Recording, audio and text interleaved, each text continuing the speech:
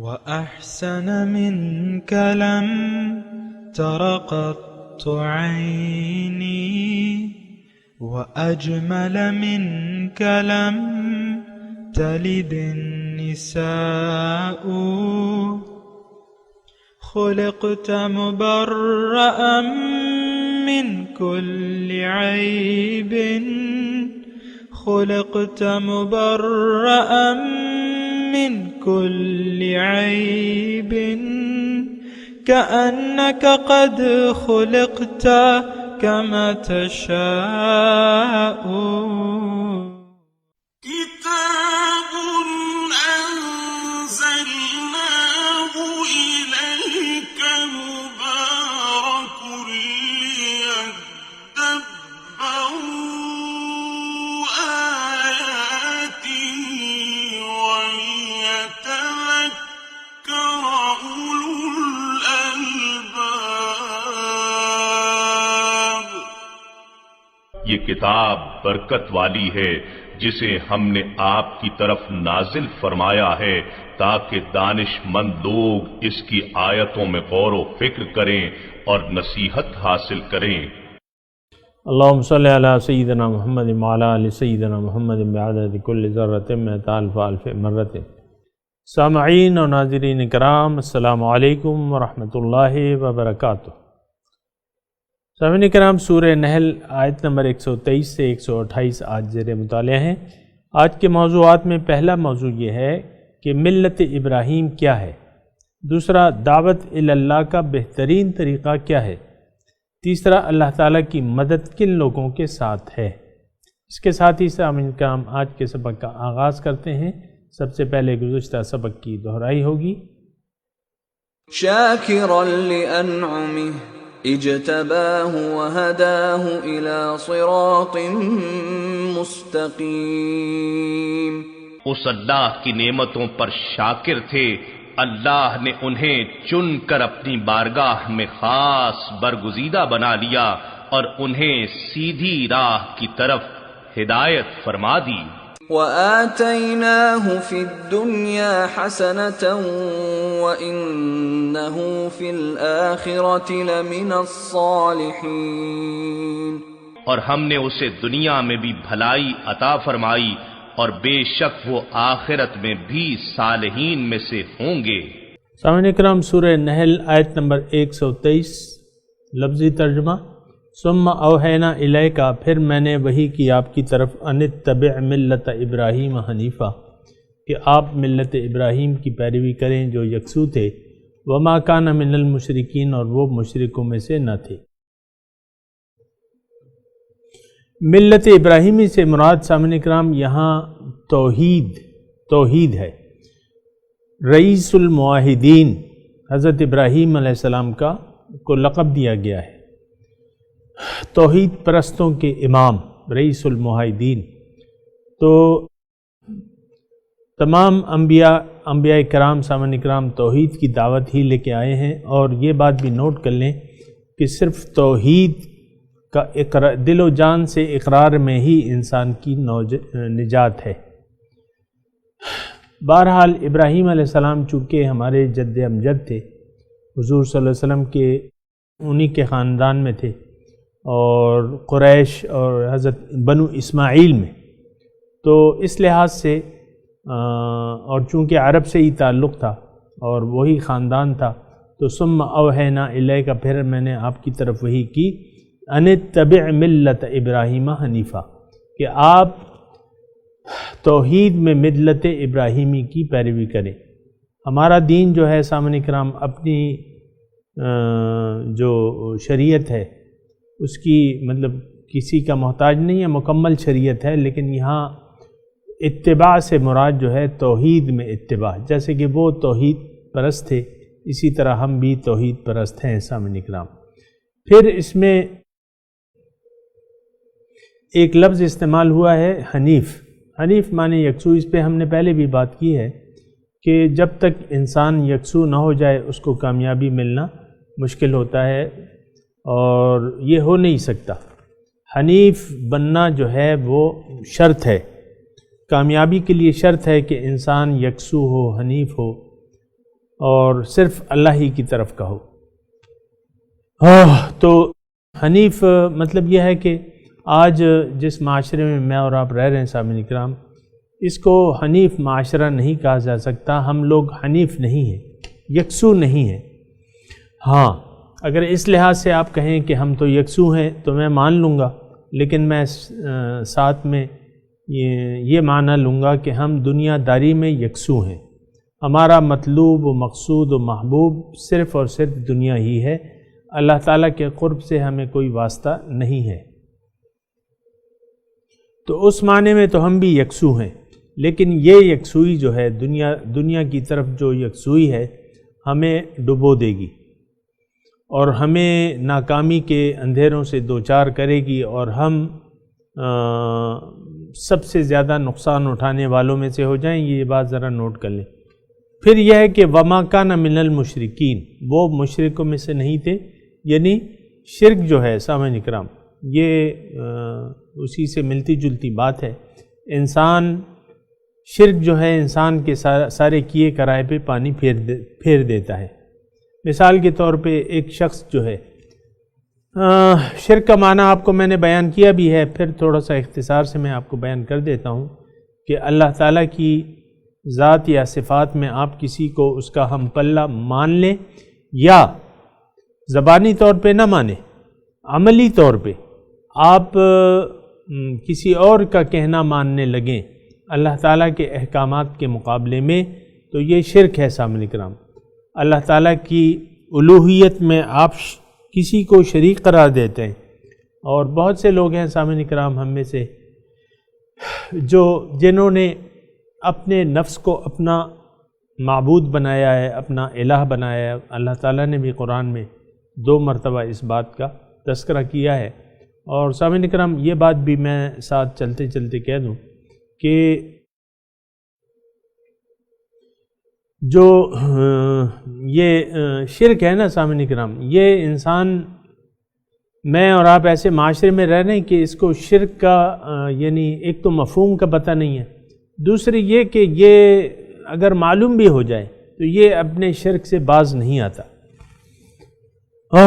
اگر معلوم بھی ہو جائے یا اس کے کان میں کہیں بھنک بھی پڑ جائے کہ بھئی شرک یہ ہے کہ تم غیر اللہ کو چھوڑ کے غیر اللہ کی بات مان رہے ہو، تو یہ شرک ہے، تو پھر بھی وہ اپنے شرک سے باز نہیں آتے، کیونکہ ان کو دنیا کی زندگی زیادہ عزیز ہے بنسبت آخری کے، اور اس لیے بھی کہ وہ آخرت کے وجود سے ایسے لوگ انکاری ہیں۔ یہ بات میں بالکل واضح طور پہ کہہ رہا ہوں تاکہ یعنی کوئی اشتباہ نہ رہے شرک میں۔ شرک کا مطلب ہر وہ ہستی جس کی آپ اللہ کے حکم کے مقابلے میں اطاعت کریں اور کرنا شروع کر دیں۔ دیکھیں ایک غلطی اور گناہ ہوتی ہے، وہ بات بالکل علیحدہ ہے۔ ایک شرک ہوتا ہے کہ آپ یعنی آپ کا شرک پہ شرح صدر ہو گیا۔ شرح صدر آپ جانتے ہیں نا، مطلب سینہ کھل گیا آپ کے لیے کہ ہاں بس یہ تو میری مرضی ہے جس طرح میں جیوں، کوئی اور کون ہوتا ہے کہ مجھے راستہ بتائے یا طریقہ بتائے، میں تو اپنی مرضی سے جیوں گا۔ وہ کہتے ہیں نا مائی لائف اور مائی سٹائل، میری زندگی ہے، میرا اپنا سٹائل ہے، میں جیسے چاہوں جیوں، اور ہر انسان ایسے ہی چاہتا ہے کہ اس کو کھلا چھوڑ دیا جائے، آزاد چھوڑ دیا جائے۔ اَيَحْسَبُ الْإِنسَانُ أَن يُتْرَكَ سُدًى، اللہ تعالیٰ اس کی نفی کر رہا ہے کہ تمہیں ٹھیک ہے تھوڑی آزادی تو ہے، لیکن تم پھر آخر کار گرفتار ہو کے میرے پاس آؤ گے، ثُمَّ إِلَيْنَا تُرْجَعُونَ۔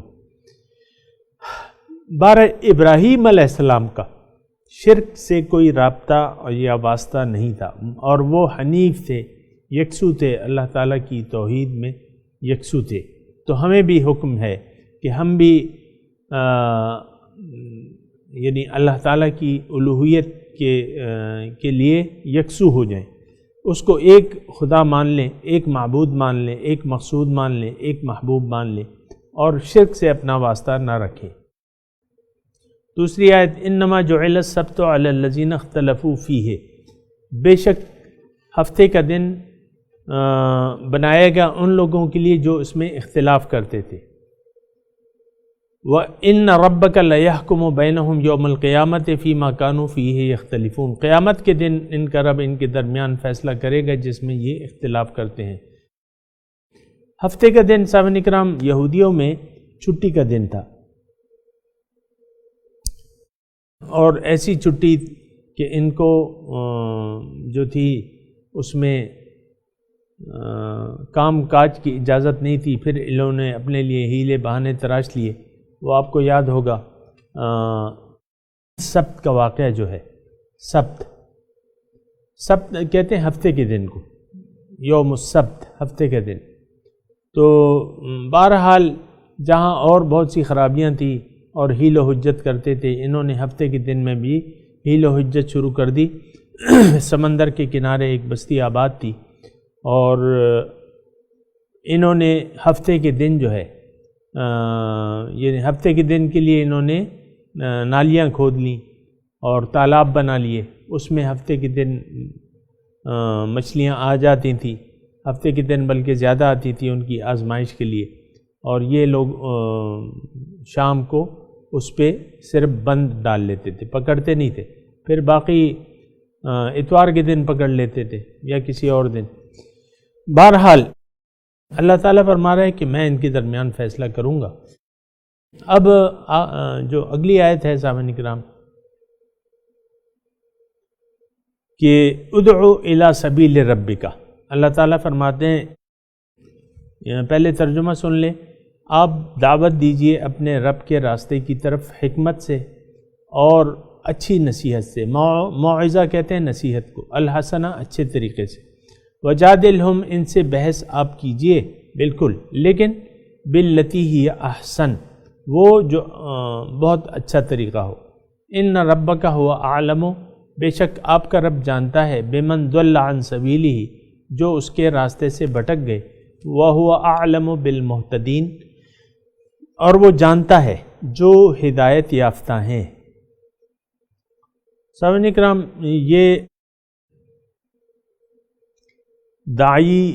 دعوت دینے کا اس میں طریقہ کار بیان کیا گیا ہے، اور یہ بات بھی نوٹ کر لیں کہ ہر مومن جو ہے وہ داعی ہے، جیسے کہ حضور صلی اللہ علیہ وسلم فرماتے ہیں کہ کلکم راع وکلکم مسئول عن رعیتہ، تم میں سے ہر ایک جو ہے وہ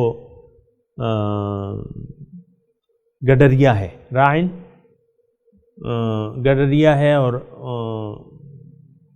اپنی ہر ایک سے پوچھا جائے گا اس کی رعیت کے متعلق۔ تو یہ تو مضمون یعنی درست ہے، اور اس میں دعوت الی اللہ کا طریقہ بیان کیا گیا ہے۔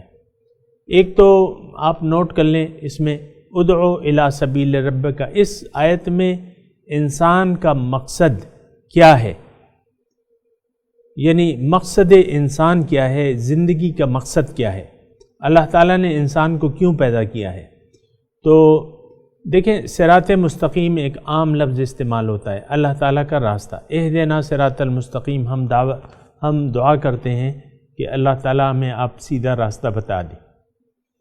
تو سیدھا راستے، اب سیدھے راستے کی انتہا کیا ہے، ایک سوال میں آپ کے سامنے رکھ رہا ہوں کہ سیدھا راستہ کس کا راستہ ہے، یہ کہاں جاتا ہے، کہاں تک پہنچتا ہے؟ تو بلا شک و شبہ یہ اللہ کا راستہ ہے، سیدھا راستہ اللہ کا راستہ ہے، اور جب اللہ کے راستے پر آپ چلیں گے تو کہاں پہنچ جائیں گے؟ اللہ تک پہنچ جائیں گے، اپنے مطلب اللہ تعالیٰ کی وہ شان کے حساب سے، کیونکہ اللہ تعالیٰ تو کوئی جسم نہیں ہے نا۔ بہرحال انسان کا مقصد حیات، دیکھیں سیدھا ہر پیغمبر آیا اس نے سیدھے راستے کی طرف دعوت دی ہے، اور اب دیکھیں بس یہ میں آپ کو اس لیے بتا رہا ہوں کہ آپ کے ذہن میں جو خلجان ہے وہ دور ہو جائے کہ بھئی ہمیں تو بتایا گیا ہے عبادت مقصد ہے۔ بھئی ٹھیک ہے، عبادت مقصد ہے، لیکن عبادت اس لیے ہوتی ہے کہ آپ کو مقصود تک پہنچا دے، تو لہٰذا عبادت جو ہے وہ ضرورت میں شمار ہوتی ہے، مقصود میں شمار نہیں ہوتی۔ مقصود جو ہے وہ کام ہے، جس طرح کہ مثال کے طور پہ آپ پنڈی کے راستے پر چل رہے ہیں یا اسلام آباد کے راستے پر چل رہے ہیں تو آپ کا چلنا آپ کی ضرورت ہے اور پہنچنا اپنے اسلام آباد تک ہے۔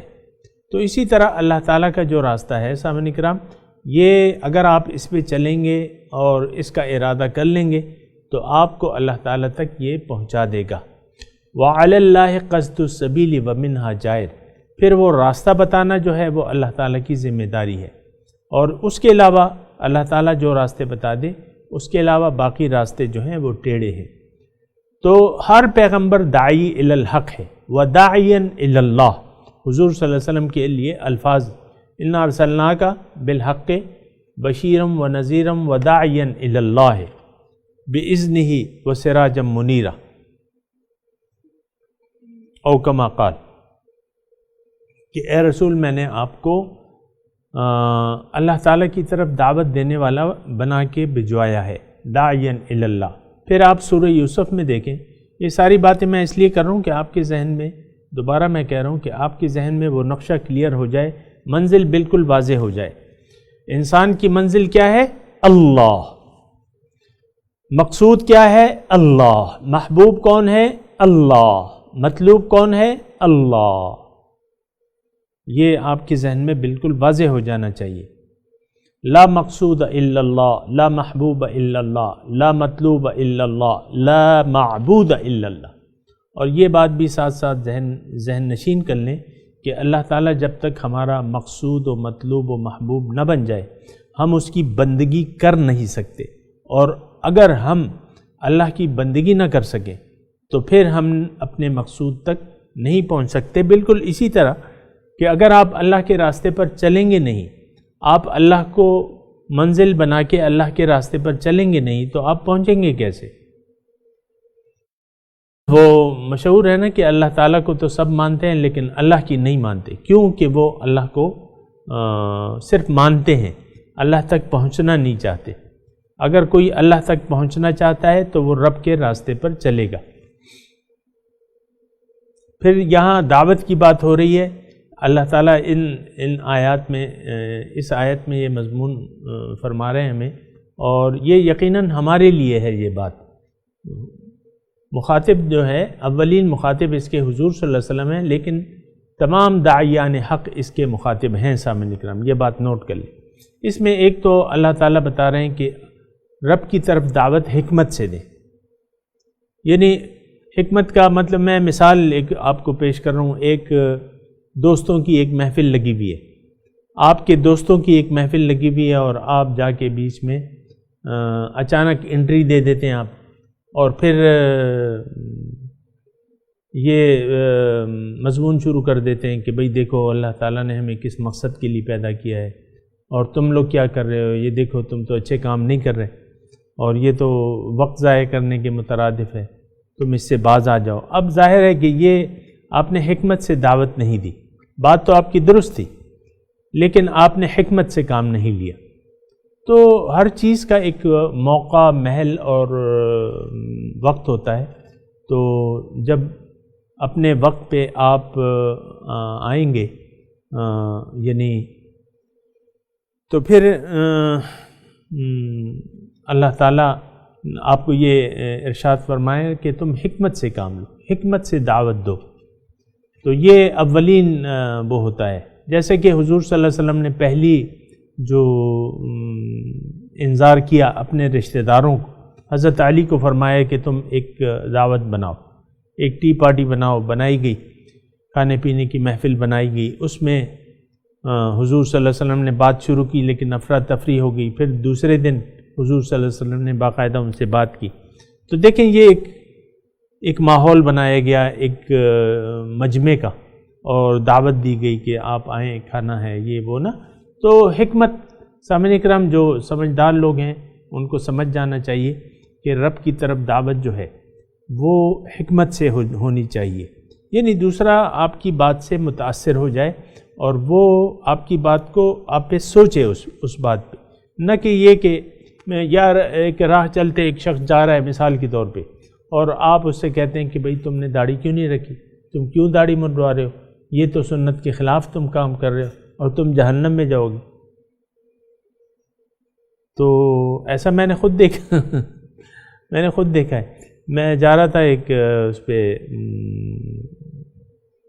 کراچی جا رہا تھا، راستے میں جو وہ چیکنگ کرنے والے ہوتے ہیں، تو ایک بابا جی وہ اپنا پاسپورٹ چیک کرایا اس نے، تو وہ چیکنگ کرنے والے کو دیکھا تو اس کی داڑھی نہیں تھی، تو انہوں نے وہیں اس کو نصیحت شروع کر دی کہ دیکھو تم نے داڑھی منڈوائی ہوئی ہے اور میں بھی ایسا تھا، اور تم یہ غلط کام مت کرو اور داڑھی چھوڑ دو.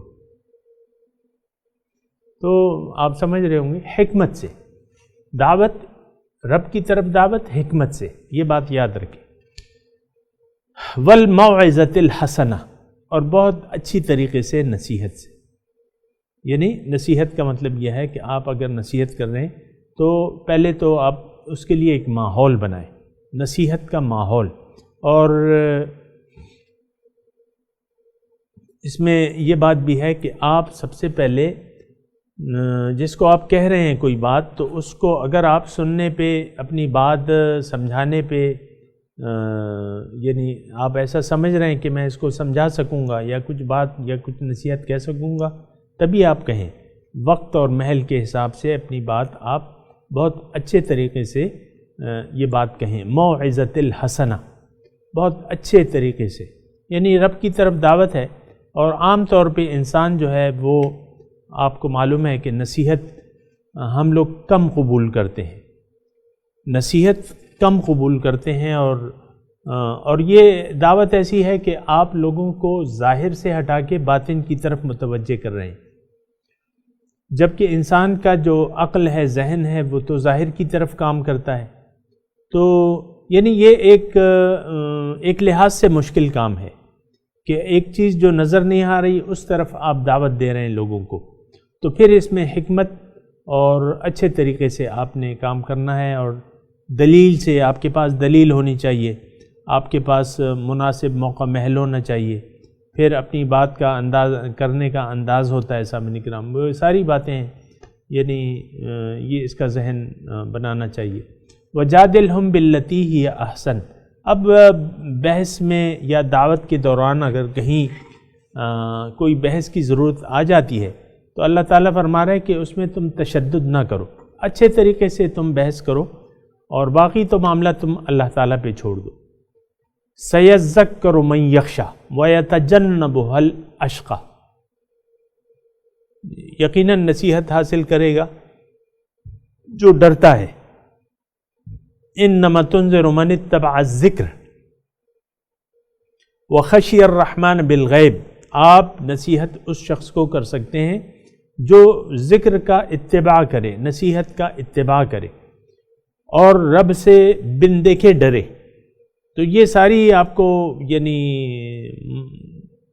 ایک داعی کو معلوم ہو جاتی ہیں باتیں کہ میں کس سے بات کر رہا ہوں، وہ کس حیثیت کا ہے اور اس سے کس طریقے سے بات ہونی چاہیے. اور بہرحال اگر وجادلہم باللتی ہی احسن، مجادلہ بحث و تمہیز اگر نوبت آ بھی جائے تو آپ اچھے طریقے سے کریں، یعنی اپنے ایسے جذبات میں نہ آئیں.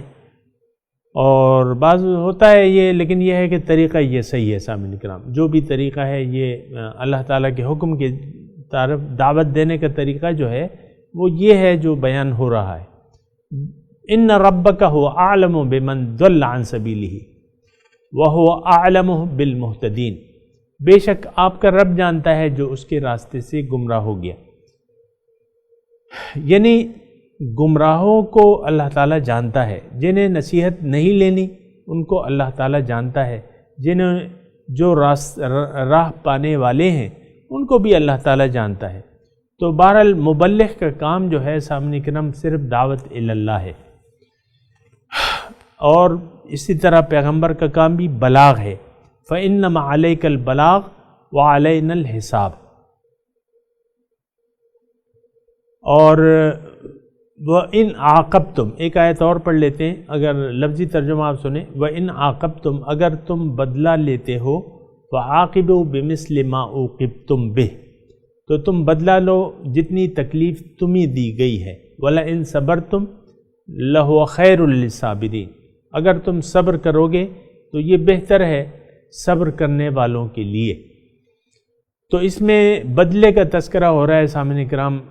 عموماً بدلہ لیتے وقت ہم حد اعتدال سے تجاوز کر لیتے ہیں لوگ، اور پھر جذبات میں آ کے کسی لحاظ نہیں رکھتے۔ تو اللہ تعالیٰ اس میں ایک اصول فرما رہے ہیں کہ اگر تمہیں کسی نے تکلیف دی ہے تو جتنی تمہیں تکلیف دی گئی ہے اتنا ہی تم بدلہ لے سکتے ہو، لیکن اگر وَلَئِن صَبَرْتُمْ، اگر تم صبر کرو لَهُوَ خَيْرٌ لِلصَّابِرِينَ، تو یہ بہتر ہے صبر کرنے والوں کے لیے۔ کوئی اگر تکلیف آپ کو دیتا بھی ہے تو اللہ تعالیٰ کی رضا کی خاطر اس کو معاف کر دیا کرو۔ وَاصْبِرْ وَمَا صَبْرُكَ إِلَّا بِاللَّهِ، اور آپ تو صبر کیجئے کیونکہ آپ کا صبر تو اللہ تعالیٰ یعنی اس کا وما صبر کا آپ کا صبر جو ہے اللہ تعالیٰ پہ ہے۔ کیا مطلب؟ یعنی اللہ تعالیٰ آپ کو اس صبر کی توفیق دے رہے ہیں، اور آپ تو صبر کیجئے۔ وَلَا تَحْزَنْ عَلَيْهِمْ، اور ان کی گمراہی پر ناراض غم نہ کیجئے۔ وَلَا تَكُ فِي ضَيْقٍ مِّمَّا يَمْكُرُونَ، اور جو آپ کا سینہ ان کی جو حق کے خلاف سازشیں ہیں، یہ مکر یعنی حق کے خلاف جو سازشیں کر رہے ہیں، آپ کا سینہ اس پہ تنگ نہ ہو۔ لوگ آپ حق پیش کرتے جائیے، اور لوگ آپ کو تکلیفیں دیں گے، آپ کے مشن کے خلاف سازشیں بنائیں گے، اور کتنی آپ نے دیکھا حضور صلی اللہ علیہ وسلم کی ساری زندگی ان کو تکلیفیں دی گئیں۔ تو اللہ تعالیٰ فرما رہا ہے کہ نہیں، ان پہ غم نہ کرو۔ ایک تو غم نہ کرو، اور اپنا جو یہ حق کے خلاف کوششیں کر رہے ہیں ان پہ سینہ تنگ نہ کرو۔ ان اللہ مع الذین اتقوا والذین هم محسنون، بے شک اللہ تعالیٰ ان لوگوں کے ساتھ ہے جو تقوی رکھنے والے ہیں، یعنی اللہ تعالیٰ کی مدد اور اس کی امداد متقیوں کے ساتھ ہے، اور جو والذین هم محسنون، اور جو نیکوکار ہیں تو اللہ تعالیٰ کی امداد خصوصی طور پہ ان کے ساتھ ہوگی۔ سامعین کرام، میں اب تلاوت کرتا ہوں اور آپ میرے ساتھ دہرائیے۔ اعوذ باللہ من الشیطان الرجیم، بسم اللہ الرحمن الرحیم۔ ثم اوحینا الیک ان اتبع ملت ابراہیم حنیفا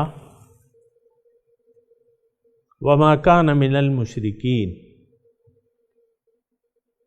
انما جعل السبت علی الذین اختلفوا فیہ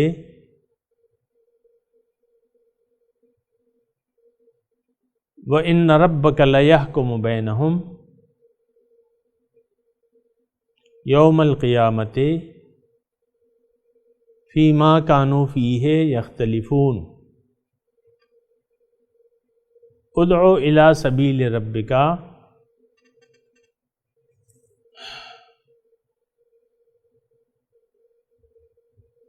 بِالْحِكْمَةِ وَالْمَوْعِظَةِ الْحَسَنَةِ وَجَادِلْهُمْ بِالَّتِي هِيَ أَحْسَنُ إِنَّ رَبَّكَ هُوَ أَعْلَمُ بِمَنْ ضَلَّ عَنْ سَبِيلِهِ وَهُوَ أَعْلَمُ بِالْمُهْتَدِينَ وَإِنْ عَاقَبْتُمْ فَعَاقِبُوا بِمِثْلِ مَا عُوقِبْتُمْ بِهِ وَلَئِن صَبَرْتُمْ لَهُوَ خَيْرٌ لِلصَّابِرِينَ وَاصْبِرْ وَمَا صَبْرُكَ إِلَّا بِاللَّهِ وَلَا تَحْزَنْ عَلَيْهِمْ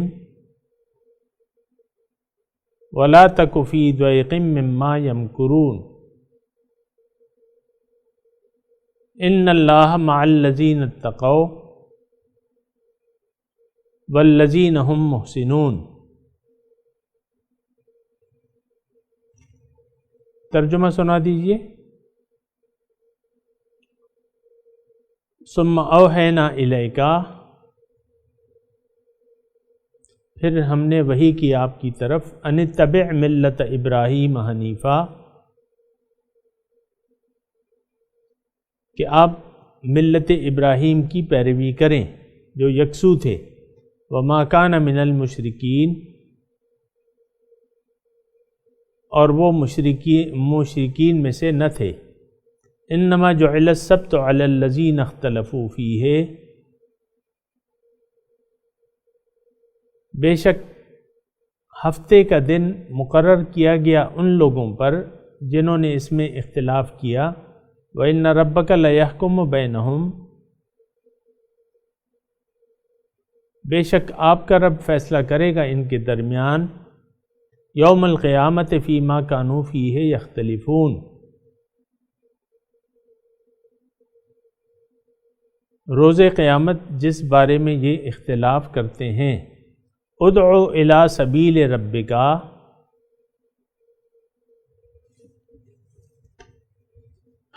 آپ دعوت دیجئے اپنے رب کے راستے کی طرف، بالحکمت والموعظۃ الحسنۃ، حکمت کے ذریعے اور اچھی نصیحت کے ذریعے، وجادلہم باللتی ہی احسن، اور آپ ان سے بحث اچھے طریقے سے کیجئے۔ ان ربک هو اعلم بمن ضل عن سبیلہ، بے شک آپ کا رب جانتا ہے جو گمراہ ہو گیا اس کے راستے سے، وَهُوَ أَعْلَمُ بِالْمُهْتَدِينَ، اور وہ جانتا ہے جو ہدایت پانے والے ہیں۔ وَإِنْ عَاقَبْتُمْ فَعَاقِبُوا بِمِثْلِ مَا عُوقِبْتُمْ بِهِ،